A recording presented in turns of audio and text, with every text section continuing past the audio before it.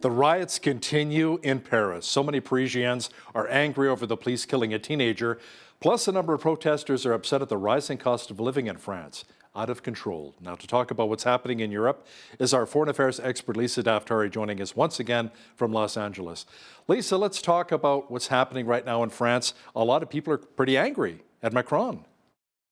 They are. And, this was a long time brewing among the left of center segments of society, younger, and just disagreeing with him. So first started with the pensions, then it kind of moved into other parts of society, and especially the killing of this young man, the shooting of this young man triggered different parts of French society to come out onto the streets. It's interesting. The protests have kind of subsided in their in the momentum, in the violence. Thank goodness, because it was getting to a point where it was a lot of damage.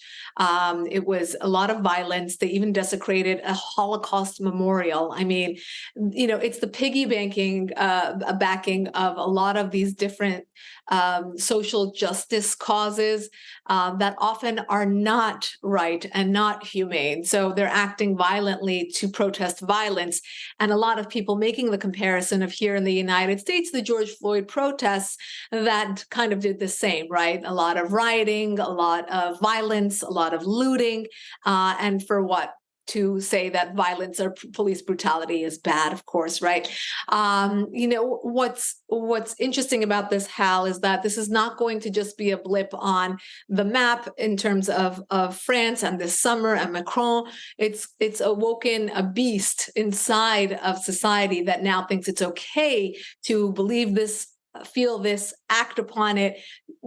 I saw a picture of a woman walking out of a department store with like this much clothing. I mean, what does that have to do with the pensions, the economy, or this young man getting shot, right? So again, we experienced this in May of 2020 here in the United States. It was ongoing. The mentality, the ideology is ongoing, and that is exactly what France is experiencing right now. I'm glad you brought that up. I've seen a lot of video of department stores being robbed, brazen robberies in broad daylight in Los Angeles. People walking right in, smash and grab, or just taking whatever they want from grocery stores, department stores, and the staff just stand by idly and watch them just leave. Right. They fill up their bags. I mean, a lot of pharmacies and convenience stores closing in the areas because you see just people walking in with their garbage bags and filling them and walking right out. And as you said, security guards just standing there and letting them do that. It's a few reasons for that. They just don't want the escalation. A, B, a lot of times these are filmed at the wrong times. It kind of puts them in their jobs and their livelihood and everything else in jeopardy. And lastly, there is a law here in California, in Los Angeles, I should say, where if you steal, and I don't want to quote the exact number because I do believe it's $950, it might be $990. Anyway, under $1,000, you're free to go. So you can walk in, take anything. Wow. And now zero bail has been reinstated, where you will not be held until your arraignment.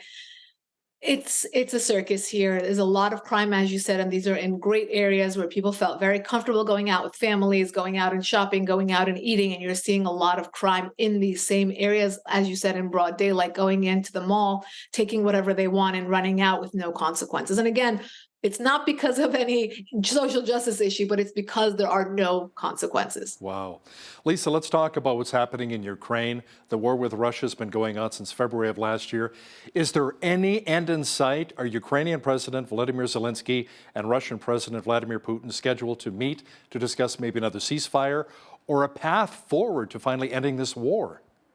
Hal, I can tell you a lot of the updates that we're covering here at the Foreign Desk in terms of Ukraine, in terms of Putin, in terms of the surrounding, the region and the other countries getting involved. And none of it looks like it's heading towards a ceasefire. So I'll start with that. Bad news first, right? So we know that the Wagner Group is somewhere, right? We don't know where they went exactly. There are some reports that they're ending up in Belarus. Some reports say they went back to Russia. Some said they're going to head back into Ukraine. As of this morning, we believe that they are in Belarus. Reaction to them being in Belarus, Poland sent 1,000 troops to their border in order to be ready for that, should that threat escalate.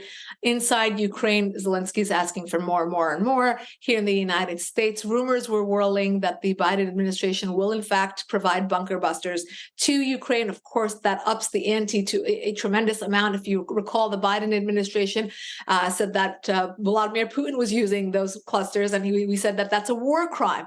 And now we would be complicit in aiding Ukraine in committing a war crime, if that is how we define a war crime in this instance.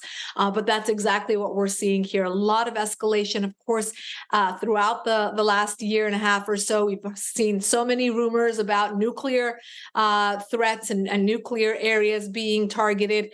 That will always be a looming threat in this situation. And as you said, Hal, all of us looking to find that exit ramp, to see if there could ever be some sort of ceasefire in the near future to put an end to this horrible, horrible tragedy. Yeah, a lot of people are quite angry at the Biden administration potentially and allegedly providing some of those cluster bombs to Ukraine, including political leaders from the United Kingdom and Spain. Lisa, Prime Minister Justin Trudeau has promised to more than double the size of Canada's contribution to a NATO mission in Latvia, committing $2.6 billion in funding over 3 years and up to 2,200 Canadian troops. Many feel it's part of NATO's military, their efforts to increase its presence near Russia. And a number of Canadians are not happy about hearing this news, saying the PM should focus more on addressing some of the problems here at home. Now, in your experience, Lisa, how is Prime Minister Justin Trudeau viewed in the United States, or in your opinion, on the world stage? Yeah, it's a great question. I think, Justin Trudeau is kind of like the cool leader, right? He reminds me of an Obama up north. Tries to kind of fit in, especially in terms of foreign policy. Doesn't really get involved, but when he does, he's an agreeable man.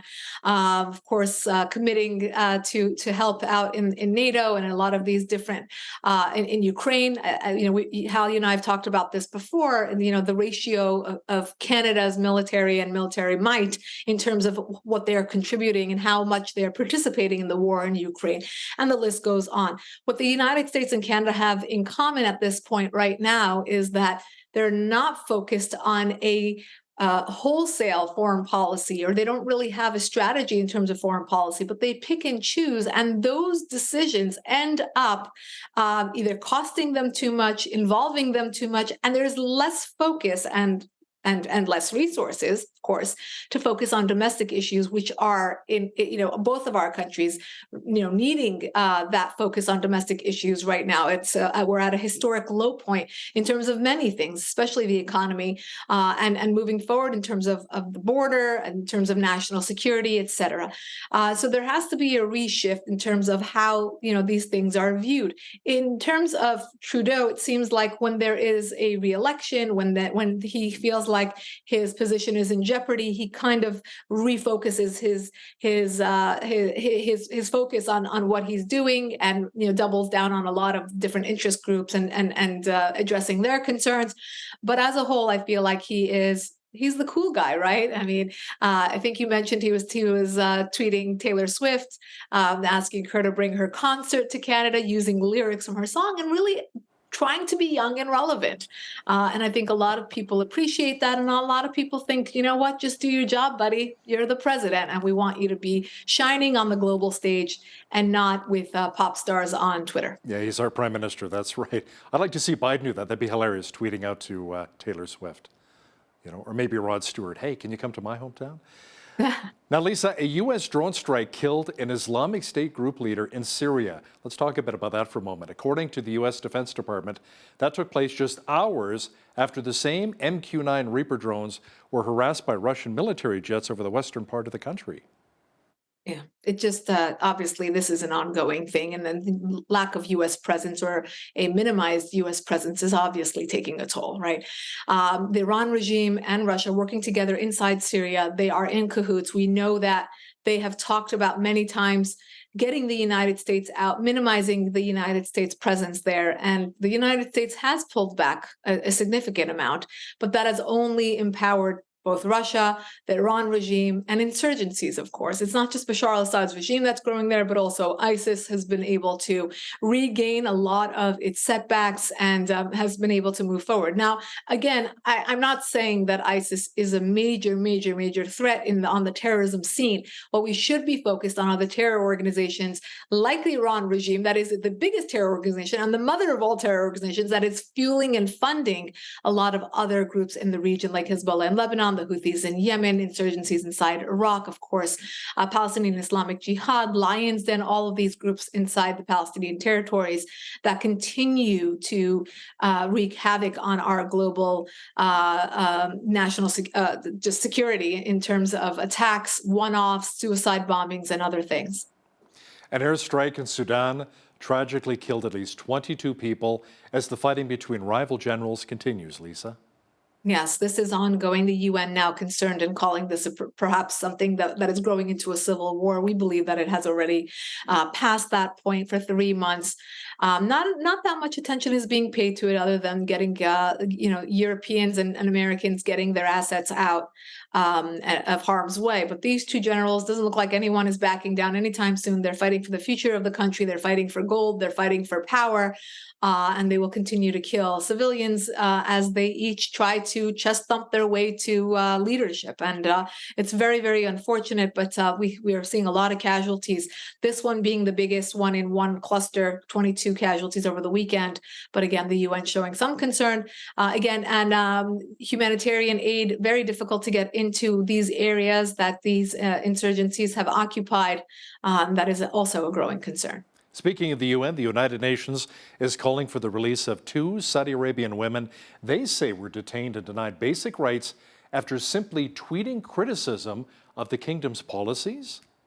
Yes, this happens often. Look, in Saudi Arabia, you have a lot of freedom until you speak out about the kingdom, and then you don't. I remember covering the case of Raif Badawi, who was also a blogger, who got lashes. He got a 10-year sentence, and he was recently released by the Saudi government.